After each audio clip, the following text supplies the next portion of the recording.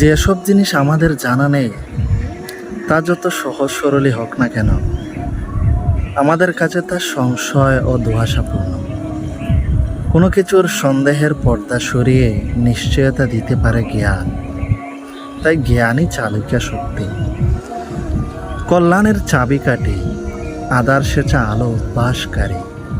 জ্ঞানবিদ্যা মানুষকে কর্তৃত্ব এনে দেয়, সম্মানের চূড়াসনে আসীন করে, গৌরব ও সৌরভে তৃপ্ত করে, এমনকি মহাবিশ্বকে হাতের মুঠোয় রেখে নিয়ন্ত্রণ করা হয় এই জ্ঞানের মাধ্যমে। আর মানুষ অতি মহান, অদ্বিতীয়, সুন্দর, শ্রেষ্ঠ, ধনী বা একক শক্তিধর কোনটাই নয়, তবে সে বোধসম্পন্ন জ্ঞানী। এটাই তার শ্রেষ্ঠত্বের কারণ। আল্লাহ তাআলা বলেন, তিনি আদমকে সমস্ত বিষয়ের জ্ঞান